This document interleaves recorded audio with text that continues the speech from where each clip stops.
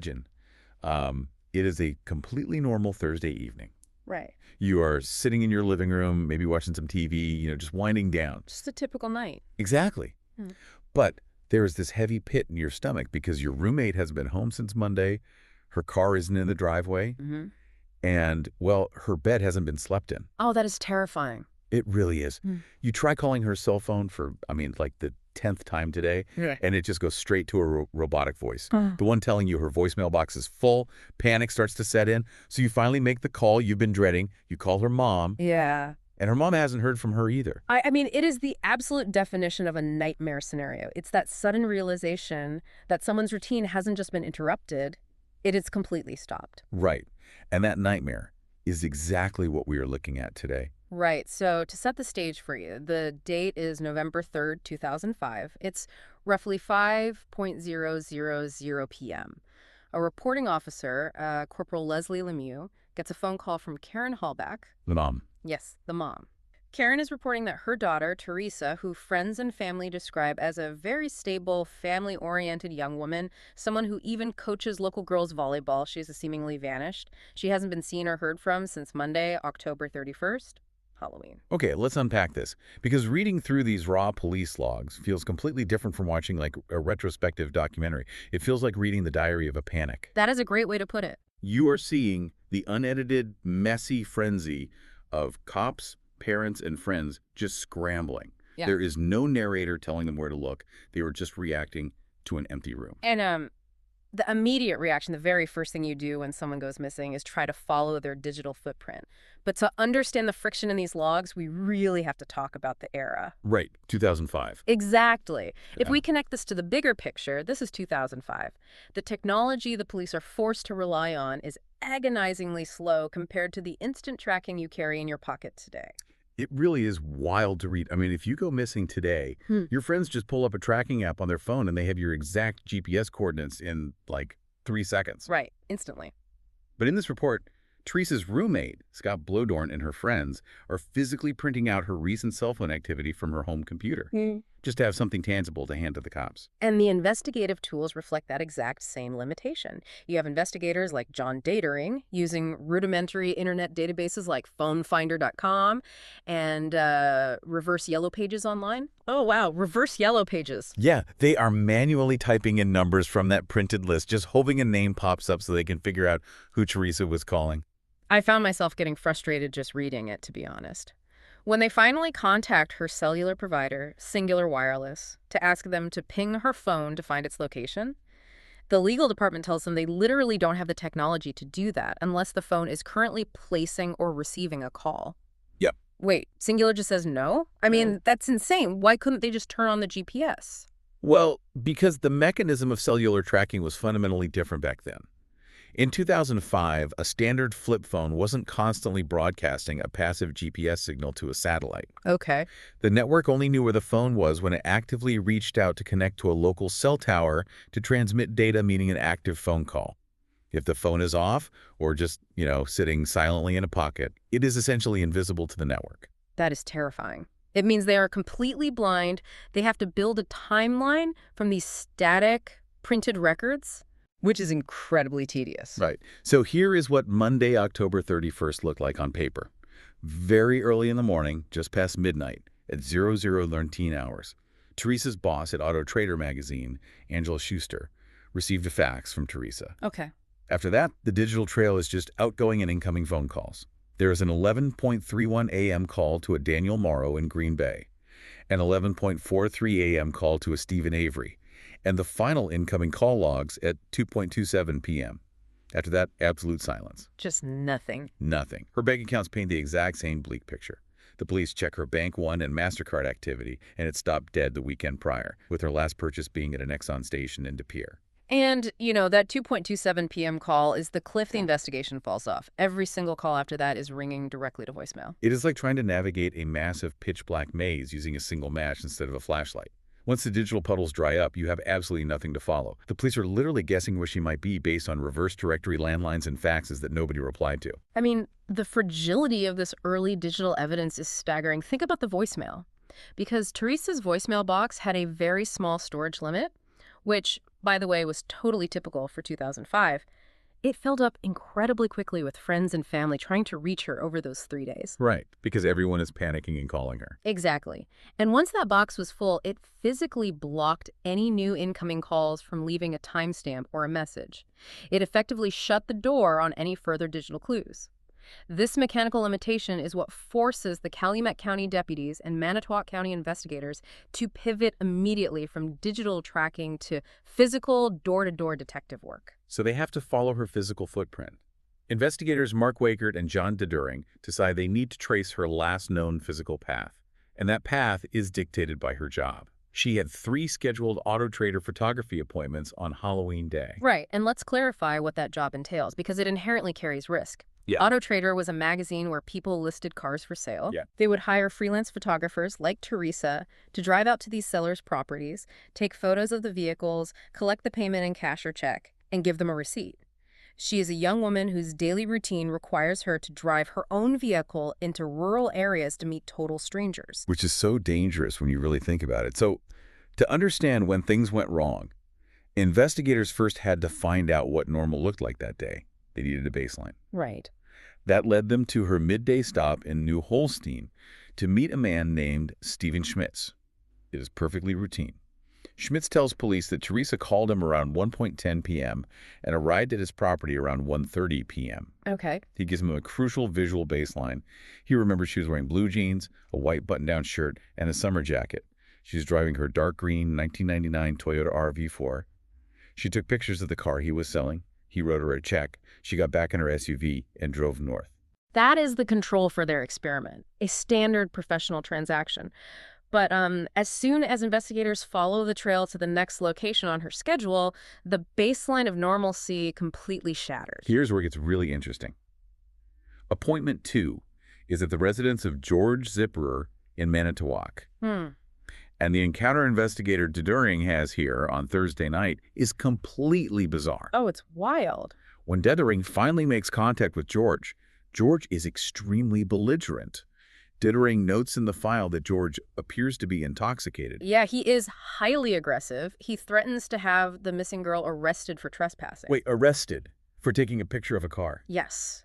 And he outright denies ever calling Auto Trader to sell a car in the first place.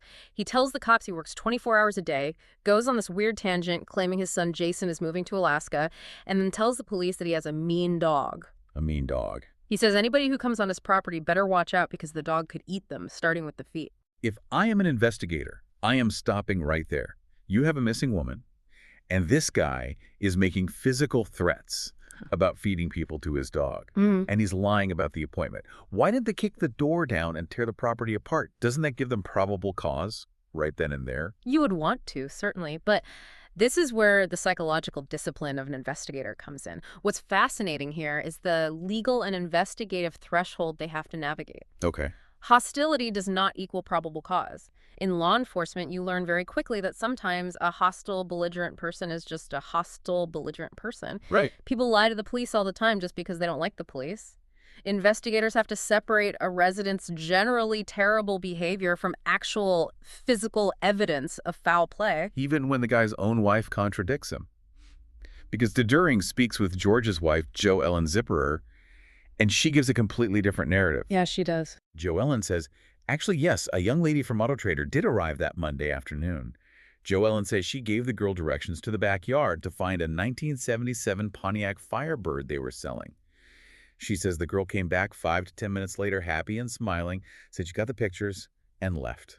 Although Jo Ellen admits she didn't see Teresa's car or which direction she drove off in. Exactly. The contradiction is a massive red flag.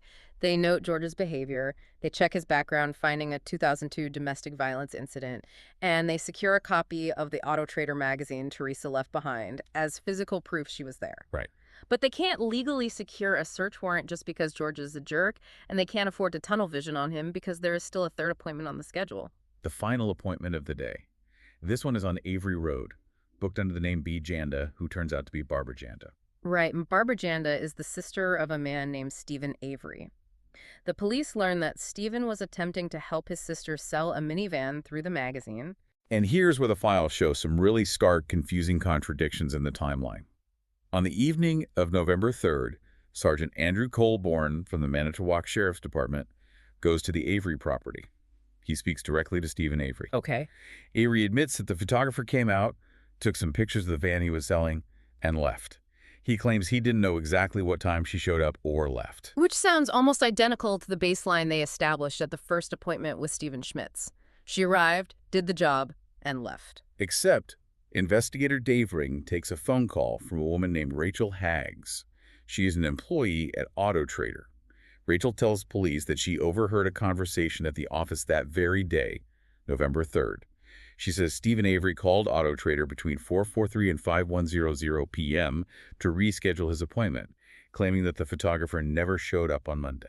That is an incredible discrepancy. You have Avery telling an officer on his property that she did show up and take pictures, but allegedly telling the magazine hours earlier that she didn't show up. It forces investigators to question the entire sequence of events at that property. And the context around this appointment gets darker. Two different Auto Trader co-workers, Dawn Pliska and Angela Schuster, both reveal to the police that Teresa had confided in them about Stephen Avery prior to this disappearance. Teresa had been out to the Avery property before, and she told her coworkers that on one occasion, Stephen Avery came out of his house trailer to meet her wearing nothing but a towel. Wow. Teresa told Dawn that she was somewhat concerned by that. So consider the mental board the detectives are looking at by Thursday night. They have a missing young woman whose digital footprint vanished mid-afternoon. Her physical path places her near a man threatening to feed trespassers to his dog, and another man who previously answered the door in a towel and is now the subject of conflicting reports about whether she even showed up. It is an overwhelming amount of suspicious activity.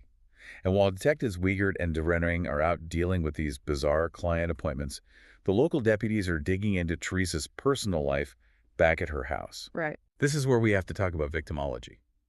When a person goes missing, the evening news paints a very flat, saintly portrait. The perfect victim, the volleyball coach.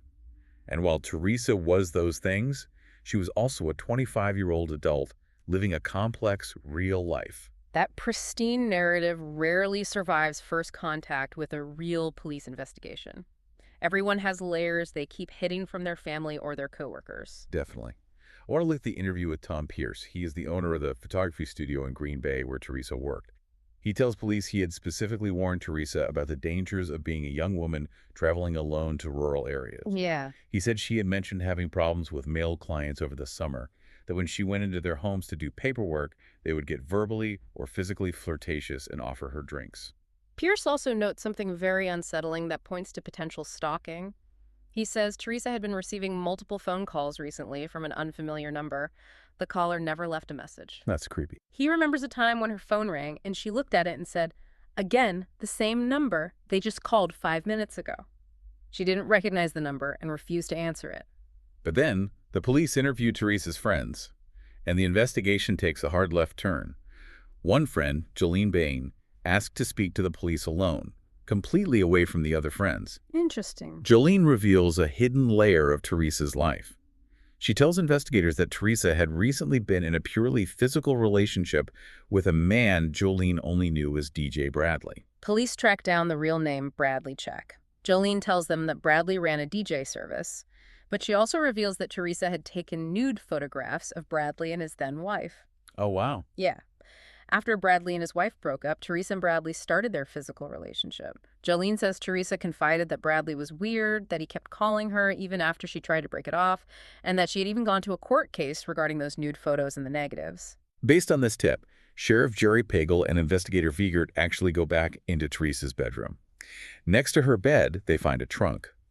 Inside, they find several nude photos of a male and female, along with the negatives, and a photography order form with the name Bradley Check on it. Okay. So what does this all mean? Peeling back these layers is like peeling an onion, but finding out every layer belongs to a completely different vegetable. They just find a trunk of nude photos and a secret DJ boyfriend who won't stop calling. How does that not completely hijack the investigation? How do police avoid getting completely derailed by a victim's secret life? It shatters our expectations of how a mystery should unfold, honestly. In movies, clues point in a straight, logical line. You find a secret photo and it leads directly to the person responsible. Right. But in reality, investigative triage is incredibly messy. What's fascinating here is that police have to investigate the towel guy, the belligerent dog guy, and the nude photo DJ all at the exact same time with the exact same urgency. That's so much to juggle. It is. They cannot assume any of it is a red herring until they definitively prove it otherwise. To them, a secret lover with a weird boundary issue is just as statistically likely to be involved as a random, aggressive client. They have to walk every single path simultaneously. And by the end of this 40-page slice of the investigation, it is the end of Friday, November 4th. The sun has gone down again. Teresa has now been missing for 4 full days. The police have interviewed friends, roommates, ex-boyfriends, clients, and banks. They found a trail of odd encounters, technological dead ends, and hidden secrets. But what they don't have is Teresa. And they don't have her dark green Toyota R5. The report ends with investigator Viegert coordinating with a man named Kurt Drum from Lakeshore Aviation. Because the ground search isn't working. Exactly. Because the ground search is yielding too many conflicting narratives, they are planning to go up in an airplane to do a physical flyover of her last known locations, literally looking for a needle in a haystack from the sky. We started this deep dive talking about the panic of a missing roommate. And what this raw police report really shows us is that a disappearance isn't just about the missing person. No, it's not. A disappearance is a sudden, glaring, unforgiving spotlight turned onto every single person in their orbit. Everyone's alibis, their attitudes, their past arrests, their weird habits. It all gets dragged out into the light and scrutinized. Which leaves you with a pretty wild thought to chew on. Think about your own digital footprint. Your search history, your texts, your secret habits, your passing encounters at the grocery store, the gas station over just the last 3 days. It's a lot. It is. If you vanish tomorrow, what bizarre, unrelated secrets would your friends or your phone records reveal to the police? And how might those everyday secrets completely derail the people trying to save your life?